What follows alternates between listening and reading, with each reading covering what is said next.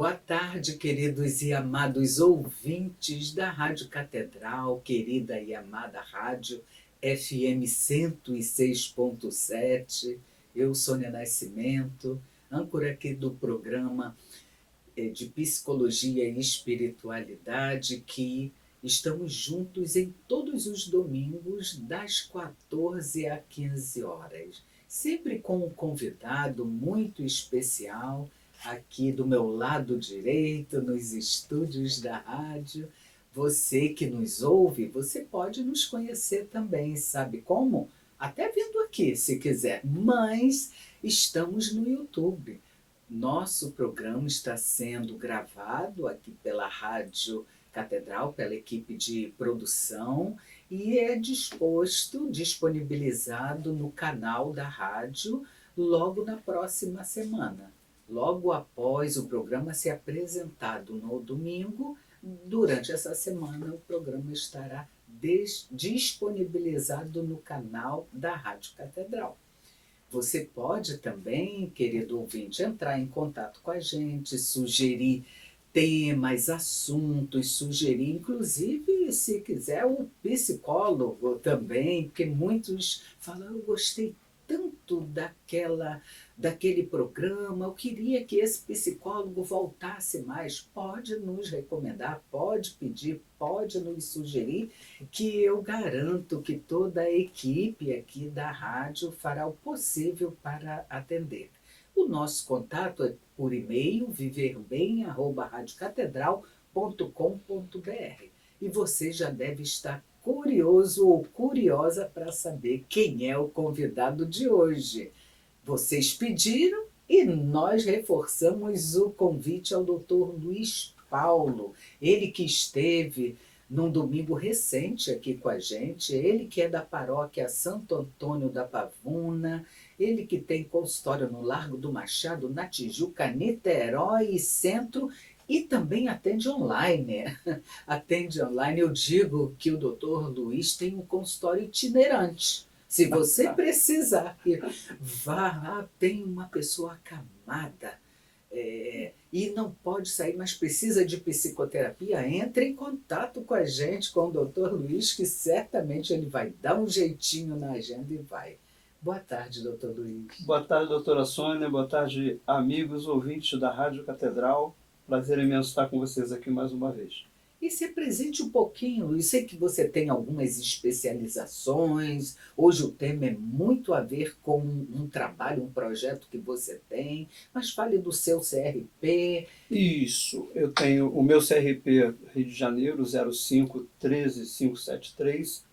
Eu fiz algumas especializações, eu gosto muito de estar atualizado, estudando. Então fiz algumas especializações, a mais recente delas, em logoterapia e análise existencial e na logoterapia clínica. E há alguns anos eu fiz uma especialização que foi muito importante também, que é o manejo e prevenção do suicídio, onde a gente se familiariza e se especializa e se capacita para lidar com esse espectro de comportamentos que inclui automutilação, né, prevenção do suicídio, a depressão de um modo geral. Então isso foi também uma formação muito importante para essa atividade que a gente vai falar dela aqui hoje. E você é palestrante também, sim, né, Luiz? sim. Então, quem quiser também fazer o contato com o doutor Luiz para convidá-lo a uma palestra ou ministrar algum mini curso, entre em contato com a Rádio Catedral ou com a Clínica Victor Frank, e no final do programa ele vai dar os contatos, o Instagram, e vai ficar mais fácil.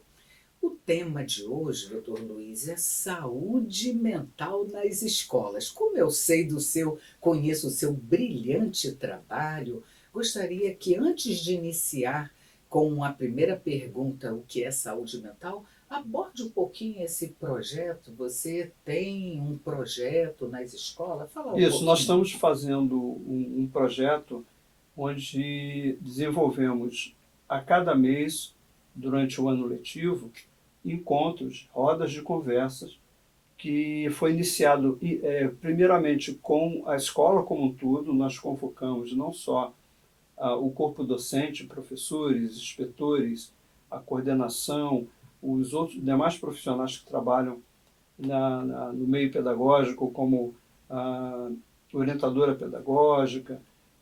Trouxemos também os alunos representantes do Grêmio, fizemos uma grande roda de conversa para dar início a esse projeto, ou seja, familiarizar as pessoas sobre os propósitos daqueles encontros. E a partir dali, a cada mês, a gente faz uma roda de conversa, ora com os alunos, ora com os professores, e algumas vezes integramos alunos, professores e corpo docente, para que a gente possa falar um pouco mais da saúde mental, trazer um pouco mais de esclarecimentos sobre dificuldades do dia a dia, principalmente nesse ambiente educacional. Perfeito. Temos perguntas já chegando. Que coisa boa! Mas vamos começar com o que é saúde mental. Nós temos uma definição da Organização Mundial de Saúde que diz que saúde mental é um estado de bem-estar no qual o indivíduo é capaz de usar suas próprias habilidades, recuperar-se do estresse rotineiro, ser produtivo e contribuir com a sua comunidade. Essa é a definição da OMS, Organização Mundial de Saúde. O que ela quer dizer com isso é que a saúde mental ela é uma característica principal do equilíbrio das várias dimensões do ser humano. Então a gente entende e sabemos que o ser humano ele é composto por uma dimensão biológica, uma dimensão psíquica, uma dimensão social, uma dimensão espiritual. E dentro dessas dimensões nós desenvolvemos uma série de atividades que precisamos estar buscando equilibrá-las. É óbvio que em determinados momentos, situações pontuais, uma ou outra atividade vai exigir um pouco mais de energia, de investimento de tempo e de emoção. Mas o nosso grande desafio para que a gente possa estar alcançando essa chamada saúde mental é encontrar o equilíbrio entre essas diversas atividades. Ou seja, que o meu trabalho ocupe o espaço, sim, mas que eu também haja espaço para o meu lazer, que haja espaço para a minha família, que haja espaço para meu desenvolvimento espiritual, que essas dimensões elas estejam equilibradas de forma que eu possa estar sendo capaz de lidar com as dificuldades da vida e, ao mesmo tempo, interagindo com o meio onde eu estou inserido. Família, comunidade, meios sociais e meios produtivos. Então, a saúde mental podemos dizer que é um estado da mente, né? Que a pessoa experimenta emoções, pensamentos, comportamentos e relacionamentos na vida com equilíbrio. Isso é saúde.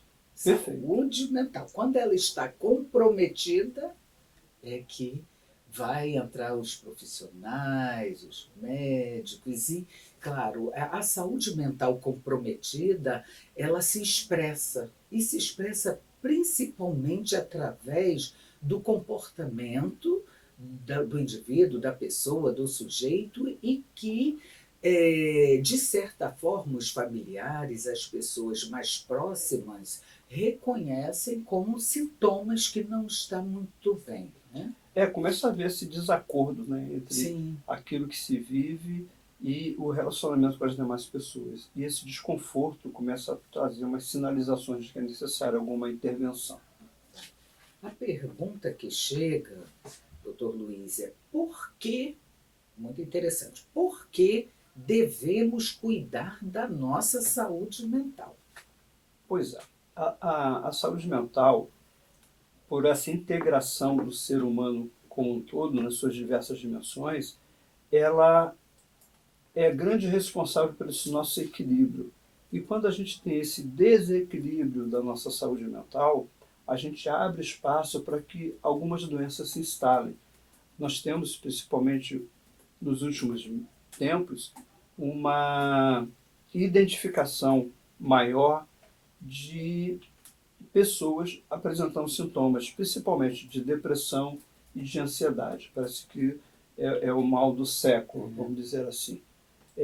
Alguns dizem que o avanço tecnológico e a vida nos grandes centros, principalmente, promovem muito, propiciam muito o surgimento desse tipo de doença.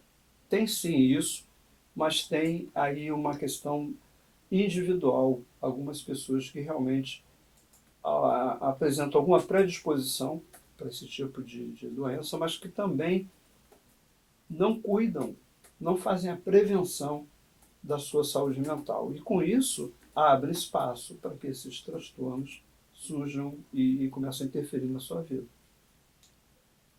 A ouvinte Sandra Valéria Mota, ela é da paróquia São Judas Tadeu, de Bangu. Muito obrigada por sua participação. A ouvinte Sandra Valéria Mota é uma ouvinte assídua do nosso programa, ela diz, amo psicologia, amo a Rádio Catedral, amo a espiritualidade. Então ela contribui, doutor Luiz, com uma pergunta interessante. Veja, o tema de hoje é saúde mental nas escolas. O que os professores e educadores devem saber?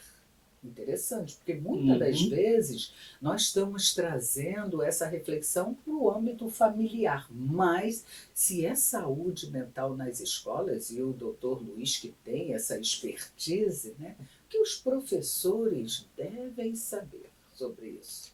Isso é muito importante, porque, de uma certa forma, como já dizia o grande Paulo Freire, o papel do professor ele vai muito além da transmissão de conhecimento.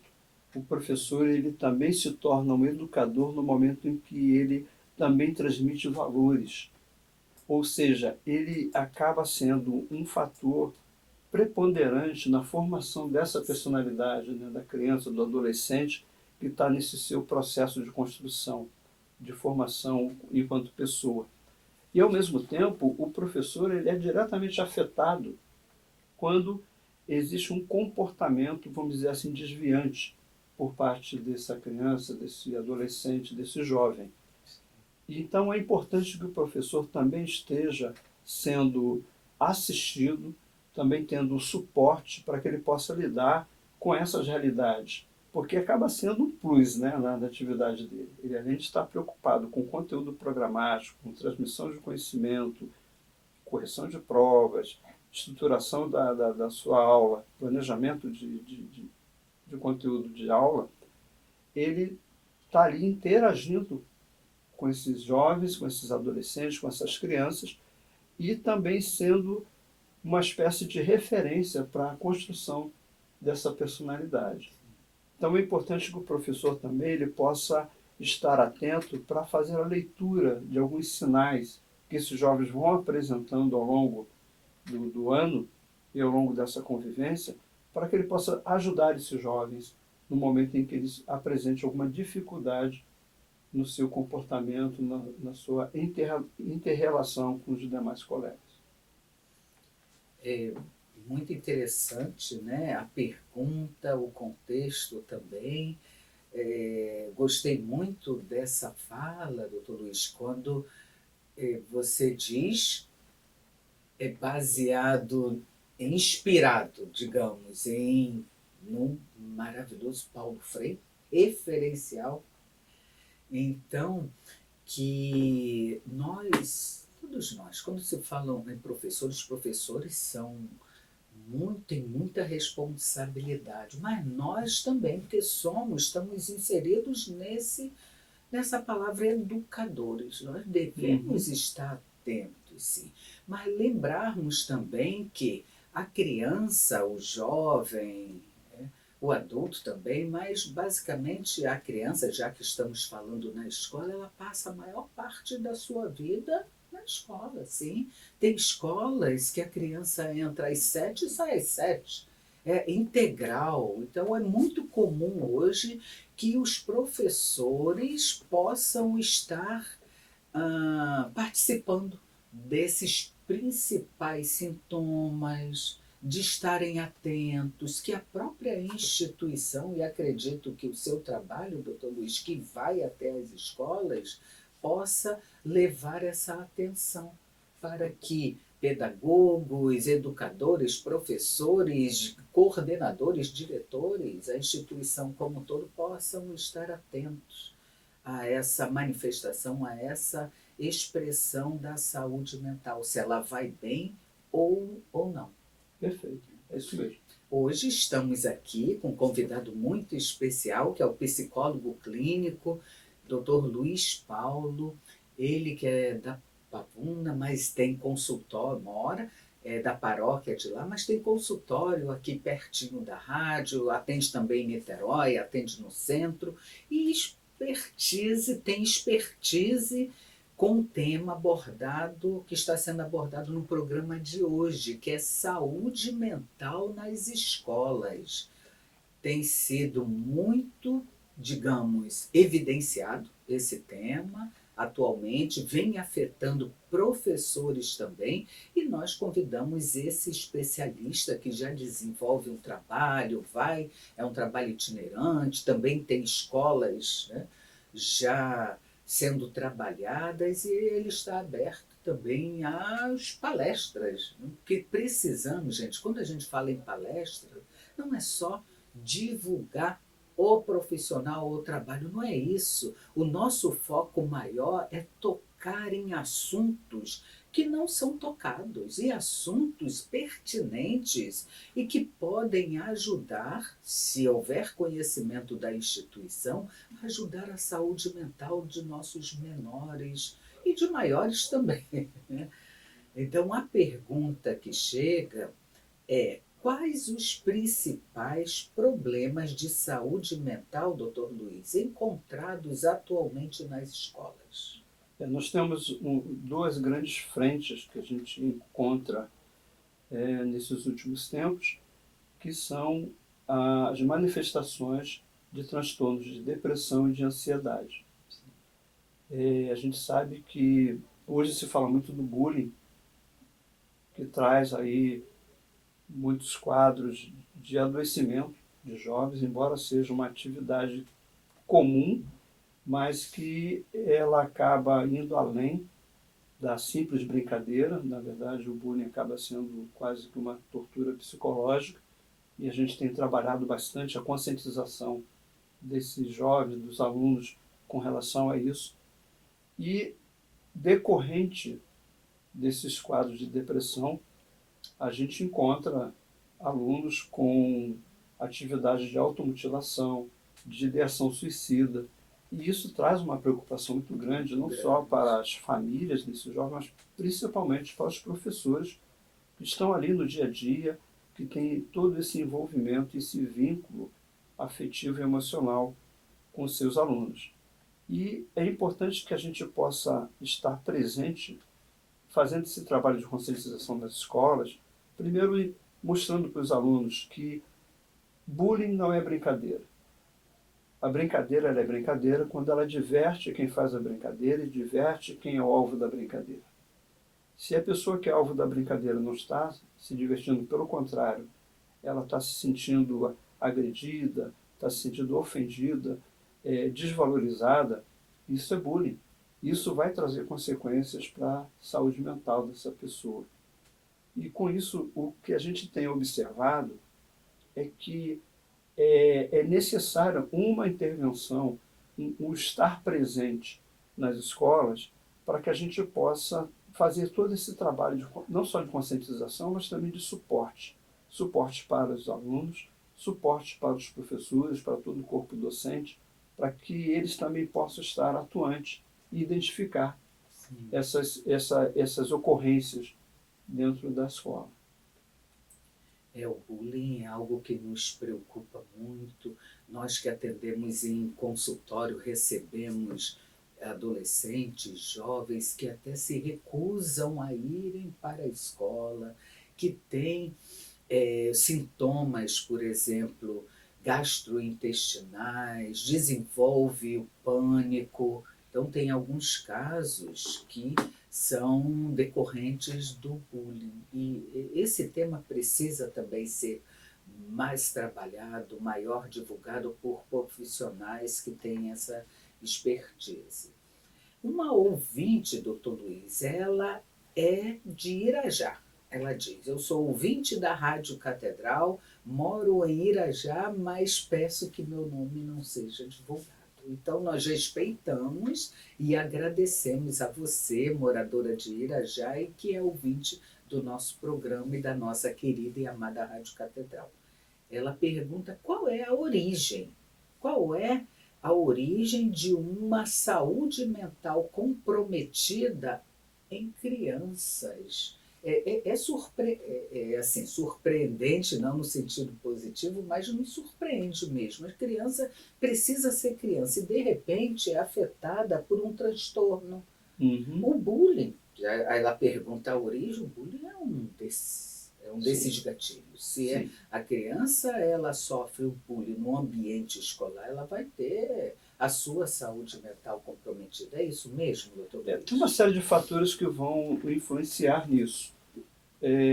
Além dos fatores congênitos, dos fatores da predisposição que a pessoa já tem para uma depressão ou uma baixa autoestima, existem os fatores sociais, familiares, né, o ambiente onde essa criança está sendo construída. Então, muitas vezes, o que a gente vê são famílias desestruturadas que, infelizmente, se encontram até com uma certa frequência, e isso vai, de uma certa forma, influenciar na construção dessa personalidade. E aí, fatores ambientais, como chegar numa escola onde essa criança começa a ser alvo do bullying, né, de perseguições e de brincadeiras inconvenientes, esse somatório acaba afetando diretamente a saúde mental dessa criança. Por isso que é importante a escola também estar no movimento de construção de um ambiente saudável. De que forma? Promovendo trocas, promovendo atividades onde haja interação, valorizando o bom comportamento, o bom convívio. É óbvio que a educação ela tem que vir do berço. Isso é fundamental. A educação tem que vir de casa. É a família a principal responsável pela construção social dessa pessoa, dessa criança. E a escola, com o seu papel de reforço disso, ela vai potencializar esse comportamento. Só que isso nem sempre ocorre. Muitas vezes a criança já vem de uma família adoecida, uma família disfuncional, e ela vai reproduzir esse comportamento na escola e vai afetar todos os demais que estão ali. Você traz pontuações muito importantes, viu, doutor Luiz? Precisaremos trazer mais esses temas, né, que estão sendo abordados. Tem outra pergunta, chegou pela produção. Bom, isso tem a ver com a nossa abordagem. De que modo a logoterapia pode ajudar nesse cenário? Gente, para quem não conhece, quem está nos ouvindo falar pela primeira vez aqui sobre logoterapia, é uma das abordagens da ciência psicologia. Cada profissional que se forma em psicologia, ele busca uma especialização, busca uma abordagem. Então tem a TCC, que é a teoria cognitivo-comportamental, tem a psicanálise freudiana, tem a lacaniana, tem diversas, e tem a logoterapia. A logoterapia é a abordagem frankliana da psicoterapia do sentido da vida. E perguntaram aqui, de que modo a logoterapia pode ajudar nesse cenário? Eu acho importante a gente ter essa aplicação da logoterapia também na área educacional, na área pedagógica. A logoterapia, por ser justamente essa abordagem que trabalha a busca do sentido da vida, o sentido vai estar em todo e qualquer ambiente onde o ser humano esteja ali vivenciando, interagindo com outras pessoas. Então, o terapeuta, o logoterapeuta, que trabalha com essa abordagem, ele tem uma contribuição muito, muito importante, porque ele traz a possibilidade de se trabalhar a busca de propósitos. Citando Nietzsche, que foi citado, né, por Viktor Frankl, ele disse que quem tem um para quê é capaz de suportar qualquer como. Ou seja, se eu tenho um propósito, eu consigo ter motivação e capacidade de superar todas as adversidades para alcançar esse meu propósito. Então, o logoterapeuta ele pode trazer para o ambiente escolar exatamente essa busca de propósito, os objetivos da vida daquele estudante, a busca de sentido do para que estou ali exercendo aquelas atividades, não só o aluno, mas todo o corpo docente, principalmente os professores que têm essa missão nobre de contribuir para a formação, não só educacional, mas também essa formação pessoal de cada aluno. E aí, através dos diversos estratégias, das diversas instrumentos que a logoterapia oferece, esse profissional logoterapeuta ele pode trazer propostas de atividades, propostas de trocas, como a gente vem fazendo nas escolas, né? A gente faz rodas de conversa. Sim, fala um pouco disso também, que é bem interessante. Essas rodas de conversa elas são extremamente dinâmicas. Por quê? Primeiro porque a gente não traz tema fechado. A gente diz para os alunos, vamos falar de saúde mental. Quais os temas que vocês gostariam que a gente tratasse? Que interessante, porque despertam essa mobilização. Exato, traz a participação deles, ou seja, eles estão propondo os temas e eles acabam sendo os responsáveis pela condução da roda de conversa. Sim. E aí, o que eu costumo fazer? Eu listo num quadro, cada um tem o seu momento de fala, e olha que bacana, a gente cria essa disciplina do falar e do ouvir, onde cada um tem o seu momento de se expressar. Então a gente lista num quadro os temas, depois fazemos uma votação, e você pode votar em mais de um tema, e aqueles temas que são os mais votados, a gente diz, olha, a gente tem tanto de tempo aqui, a gente tem 1 hora para falar sobre esses temas, então a gente vai falar pelos mais votados, a gente vai falando deles, e numa próxima conversa a gente vai abordando os demais e os que mais surgirem. E aí, ao longo dessa troca, onde a gente vai pegando cada tema, explicitando, trazendo a discussão, esses alunos encontram espaço para se manifestarem. E olha que bacana, eles acabam conseguindo um espaço de escuta, onde eles são ouvidos, onde eles podem colocar as suas dúvidas, as suas dificuldades, os seus problemas, e não é uma psicoterapia de grupo, mas é um espaço de troca. Sim.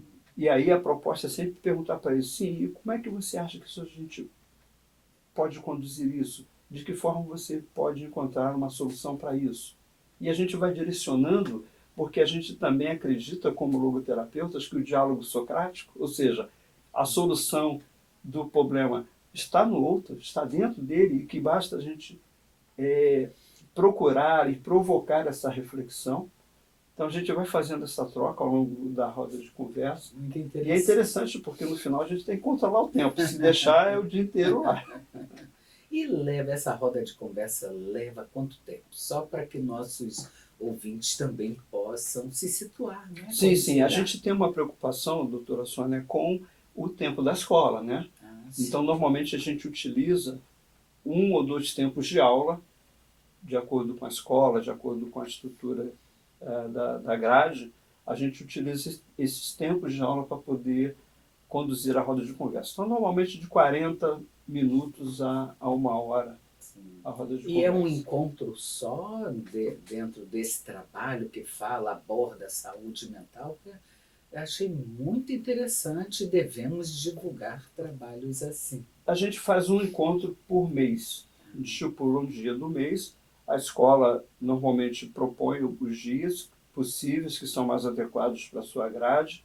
É interessante uma coisa, com frequência, essas rodas de conversa, os professores estão lá.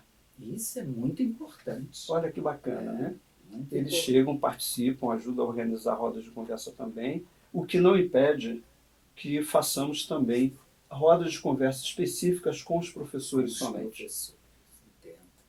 Então, pelo que eu estou compreendendo, digamos que eu estou inferindo, né? Então, um projeto sobre saúde mental que o Dr. Luiz e sua equipe oferece às escolas, ela tem um início, meio e fim, não é apenas um dia. Digamos que sejam 10 encontros, um ao mês. Vai levar em média 10 isso. meses. A gente vai de março a dezembro. Muito, muito interessante. E a pergunta e está de parabéns, viu, doutor Luiz? Vamos falar mais sobre isso.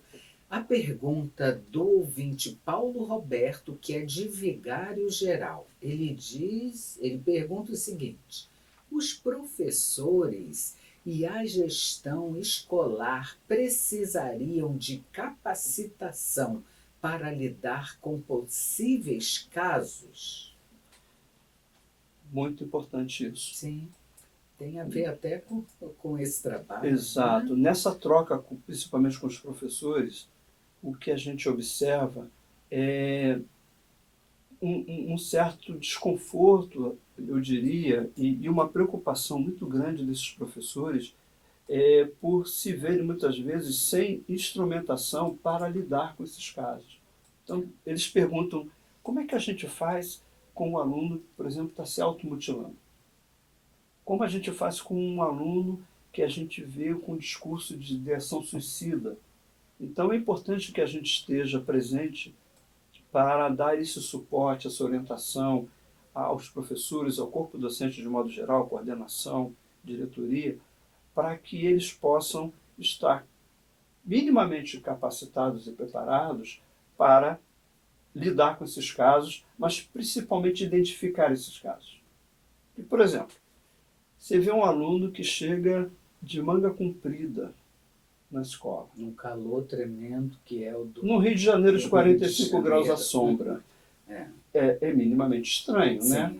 Ah, não, professor, é que hoje eu estou resfriado, não é porque hoje eu estou com frio, mas mas todos os dias você está assim? E aí, esse aluno nunca arregaça essa manga. Isso pode ser, não estamos aqui dizendo que seja sempre assim, mas isso pode estar sinalizando que esse aluno, ele se automutila e usa a roupa como uma forma de ocultar. E não é só no braço, não. Sim. Já vimos alunos se automutilando na perna, no tronco. Então é importante que o professor comece a perceber alguns sinais, mudanças no comportamento, mudanças no humor. Só que para isso, e não se pode nem exigir isso do professor, né? Mas se ele estiver capacitado, orientado, ele vai começar a ligar o sinalzinho de alerta, estar atento a essas sinalizações, para que ele possa ajudar esse aluno a buscar uma ajuda, a ser encaminhado para um serviço de psicologia, que ele possa ser atendido por um profissional da área de saúde mental, que vai ajudar esse aluno a entender a sua problemática, a ter um autoconhecimento do que se passa com ele, e a partir daí poder buscar tratamento e solução para aquilo. Adequado, né? É importante estarmos todos. Né? Eu diria que, claro, nós estamos focando em profissionais das escolas, falando de uma saúde mental nas escolas, mas a sociedade como um todo, nós, inclusive, devemos estar atentos a esse comportamento que nos surpreende. Um calor de 45 graus e um adolescente ou um jovem de camisa, e isso se repete, a camisa fechada. Então, esse comportamento, nós precisamos estar atentos para orientar, para fazer intervenções, para sugerir, inclusive a família. Porque muitas das vezes a família, todos precisam trabalhar, pai e mãe saem cedo e não veem o jovem ir para a aula e o que está acontecendo. Quando chega já no final da noite, é bem delicado certas situações. O ouvinte Sebastião Sena, de Botafogo, pergunta: qual a importância de uma educação inclusiva nas escolas, doutor Luiz? Uau! Pergunta pertinente. Pertinente. Bastante pertinente. Sônia, a gente teve durante muitos séculos a cultura da exclusão. Então, aquela pessoa que apresenta algum tipo de distúrbio mental, ela era naturalmente excluída da vida social. Essa cultura vem se modificando bastante, de muitos anos para cá.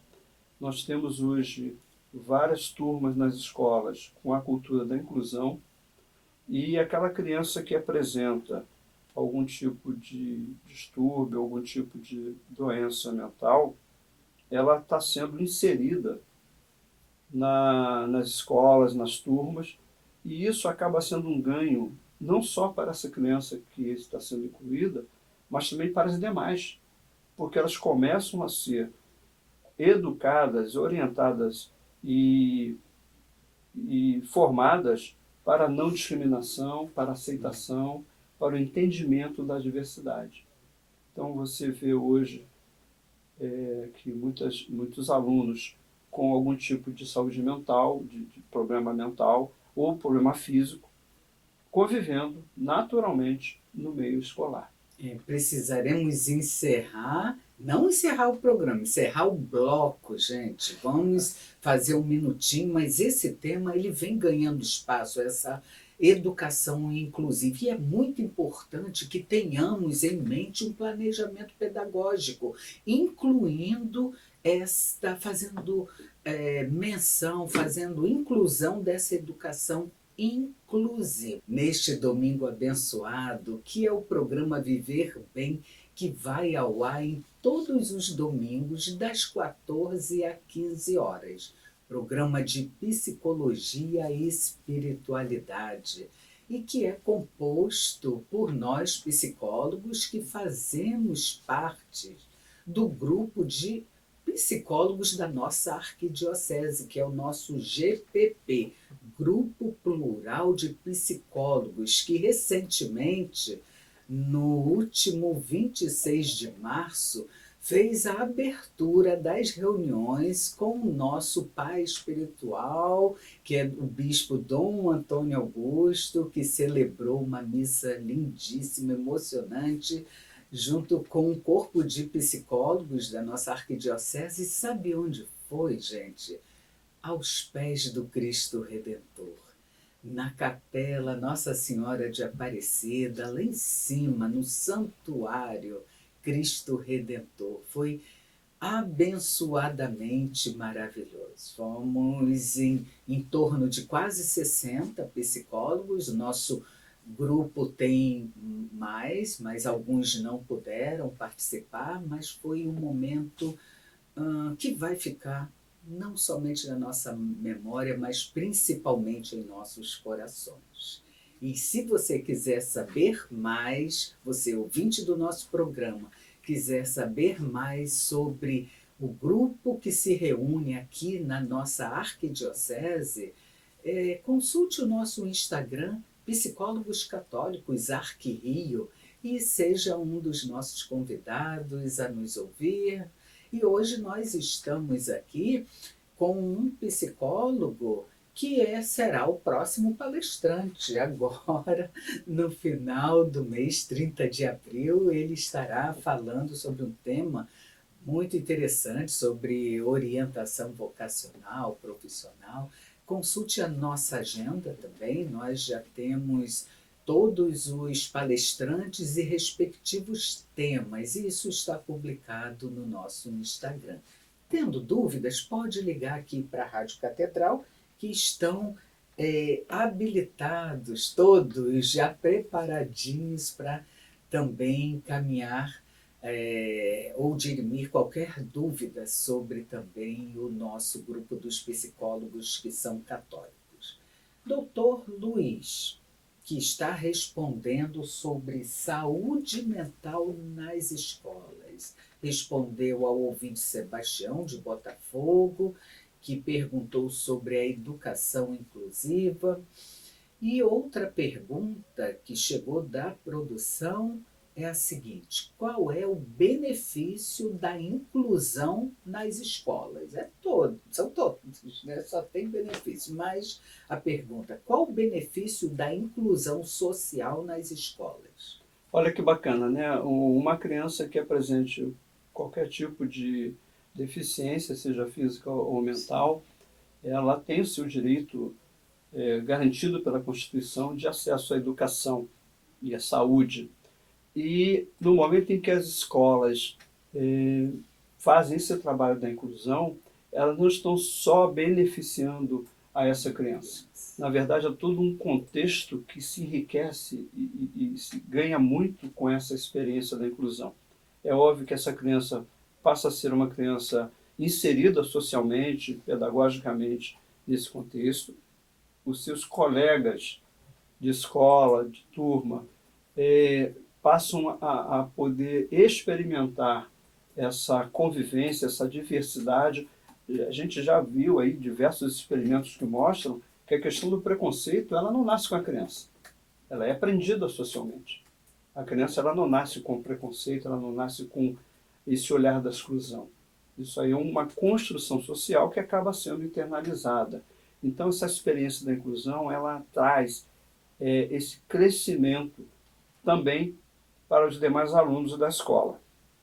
E, por outro lado, todo o corpo docente acaba sendo extremamente beneficiado, vamos dizer assim, com essa expertise, com esse novo conhecimento de como lidar com essa diversidade, como lidar com essa criança, esse jovem, que apresenta uma singularidade, vamos dizer assim, e que deve ser cuidada, respeitada e construída pedagogicamente na sua diversidade. Então eu vejo a inclusão como um benefício para todos e socialmente uma construção extremamente positiva que faz com que a sociedade como um todo evolua. Perfeito. Não tenho nada a acrescentar. Só ressaltar a sua resposta, que foi perfeita. Tem a ouvinte Jane Tristão, de Padre Miguel. Ela pergunta sobre a importância de se ter psicologia. Eu acredito que a pergunta é: qual a importância de se ter um psicólogo nas escolas? Olha, isso é tão importante que já tem uma lei, né? Isso já está definido em lei, não só o psicólogo, mas também o assistente social. A presença desses profissionais nas escolas está mais do que identificada como necessária. Por quê? Porque a partir do momento que você tem um psicólogo na escola, ele vai ter a possibilidade de fazer essas leituras, fazer esses diagnósticos, vamos dizer assim, onde ele vai identificar todos esses pontos que devem ser cuidados, tratados e evoluídos. Ele traz propostas de atividade, de integração, de crescimento, que vão, de uma certa forma, trabalhar em parceria com todo o planejamento pedagógico que a escola propõe. Então, a presença do psicólogo, ela vai poder trazer essa harmonização e promover essa saúde mental dentro da escola, podendo atuar não só de modo mais amplo, como também fazendo intervenções pontuais, onde você vai identificar necessidade de buscar apoios, de buscar parcerias, de fazer encaminhamentos para alguns serviços e atendimentos específicos. Em relação a isso, doutora Sônia, eu acho que é muito importante que nós, psicólogos, nós profissionais da saúde mental, a gente possa ter um olhar, principalmente para nós que trabalhamos mais na área clínica, de que não basta, na nossa atuação, a gente estar no setting, no consultório. A gente precisa também ter esse movimento. Né? Parafraseando Milton Nascimento, o psicólogo precisa ir onde o povo está. Então a gente precisa fazer esse movimento de buscar. E olha, isso não é difícil, isso não é complicado. Embora haja muitas vezes alguns entraves burocráticos, vamos dizer assim, mas se a gente tirar 2 horinhas no mês, apenas 2 horas no mês, para fazer um trabalho nessa ordem, um trabalho voluntário, seja numa instituição escolar, seja em alguma outra instituição, a gente vai estar contribuindo bastante para a promoção da saúde mental na sociedade como um todo. Então, eu acho que isso é uma responsabilidade nossa, que a gente deve abraçar isso como missão. Sim, de estarmos a serviço da melhoria da qualidade da saúde mental na sociedade como um todo. E a gente fazendo assim, cada um fazendo a sua gotinha de contribuição, a gente consegue alcançar aí um resultado, quem sabe até a nível nacional. Sim. E os problemas, né? Tudo isso que você fala também me remete a ressaltar que os problemas emocionais do ser humano, seja ele em qualquer idade, mas estamos focando na saúde mental das escolas, eles vão estar aparecendo. Existem crianças que desenvolvem ansiedade, transtorno do pânico. Ainda há pouco eu conversava aqui, antes do programa entrar no ar, com o Dr. Luiz, que tem essa expertise no atendimento também juvenil, e essa expertise porque tem esse trabalho no ambiente escolar.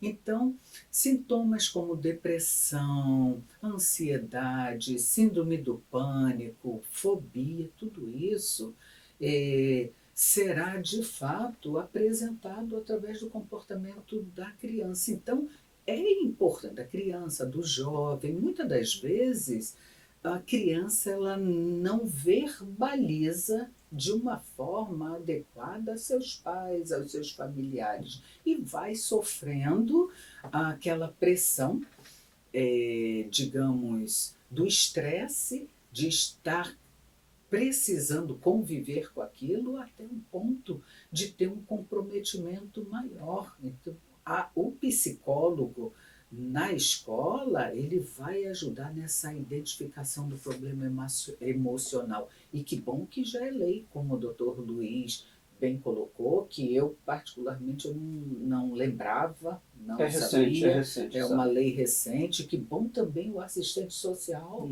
Muito bom, parabenizo aí o mentor da lei. Aqui diz, eu sou mãe solo de um menino que quis... Deixa eu reler, gente, me desculpa porque chegou agora. Eu sou mãe solo de um menino que se sente menos do que os outros. O aprendizado escolar pode ser afetado? É uma mãe, pelo que eu estou entendendo, mãe sozinha, mãe-pai, né? Sim. Mãe-pai. Que, inclusive, doutora Sônia, na minha passagem pela assistência social, eu trabalhei no CRAS durante alguns anos, é interessante como é que nós temos uma recorrência de famílias mononucleares, vamos dizer assim, né? Principalmente mães sozinhas com seus filhos. E isso, de uma certa forma, traz uma ideia de que essa família seria uma família, vamos dizer assim, com menos valor, o que não é verdade, muito pelo contrário. Essas mães solo são uma demonstração muito clara da capacidade, da resiliência, de como essas mulheres são guerreiras, porque desempenham esse duplo papel de ser pai e mãe, além de provedora e tudo mais. Mas, infelizmente, a gente tem uma cultura que acaba trazendo essa ideia de que essa família seria uma família incompleta, vamos dizer assim. O que não é verdade. Não é verdade. A ausência de uma figura paterna física nem sempre é garantia, a presença física nem sempre é garantia de presença, né? A gente tem muitos pais fisicamente presentes, mas emocionalmente ausentes. Mas isso pode, sim, trazer algum tipo de prejuízo para essa criança a partir do momento em que ela internalize isso. Então, isso é algo que a gente vai precisar estar sempre trabalhando, estar sempre reforçando, primeiro, a importância e a força dessa mãe nesse seu duplo papel. E segundo, valorizando essa família como sendo uma família tão valorizada, tão importante como qualquer uma outra família. Porque o importante é como essa família está estruturada e como ela se relaciona. Essa criança, obviamente, dentro do contexto escolar, ela pode sim, dependendo também da sua estruturação, da forma como ela está se construindo, ela pode sim se sentir desvalorizada e, com isso, afetar o seu desempenho escolar. Mas pode ocorrer o contrário. Pode ocorrer justamente o contrário, dessa criança entender que ela está ali e que ela pode sim mostrar o quanto ela é capaz, o quanto ela pode alcançar bons resultados. Então vai depender muito do contexto, depender muito de como essa criança está se construindo e como também essa mãe se vê, né? E essa mãe também precisa desse suporte e desse entendimento do quanto ela é competente para dar conta desse duplo papel. Então poderíamos dizer aqui que, segundo suas palavras, eu as ratifico, seria recomendável o atendimento, a orientação por profissionais competentes, né? Tanto da criança quanto da mãe.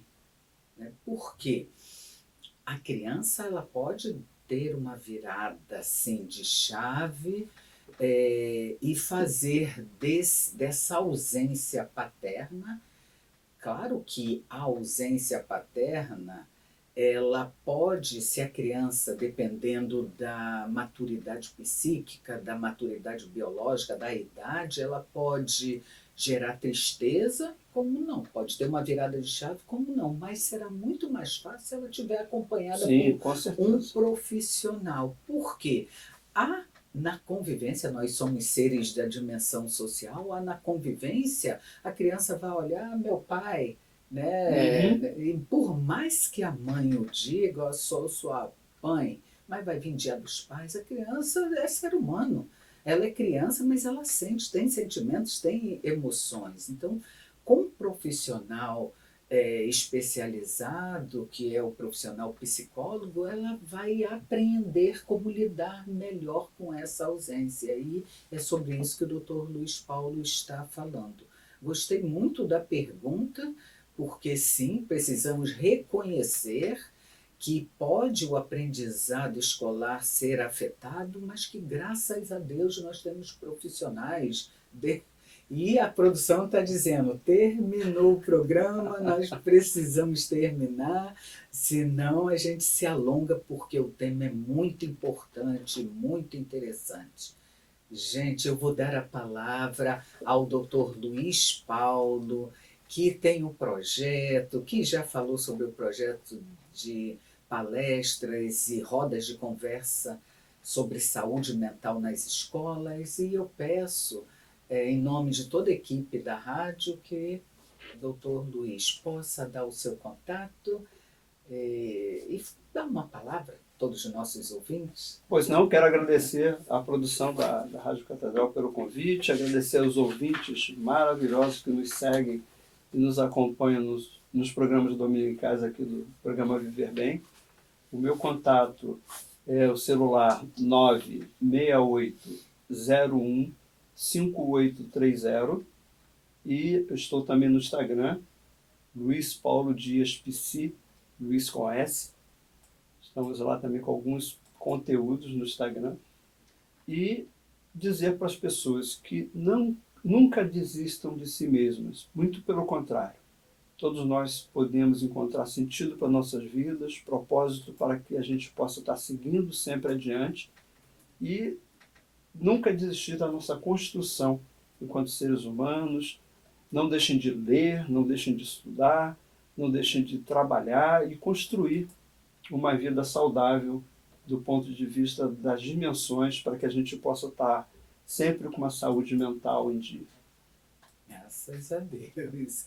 E eu quero agradecer também, lembrando que o Dr. Luiz Paulo, assim como eu, estamos na equipe da Clínica Viktor Frankl, que é atendimento psicológico e psiquiátrico. Também temos um psiquiatra, uma neuropsicóloga, todos são católicos, todos participam aqui dos grupos da Arquidiocese do Rio. Atendemos aqui pertinho da Rádio no Largo do Machado e nosso WhatsApp é 995066463 ou com a secretária, a senhora Thaís, no telefone 21351804. E a minha gotinha para a semana é: gente, a vida é um milagre e merece ser bem vivida. Então, vamos viver bem a vida que a gente tem. Um abençoado domingo a todos e até o próximo programa.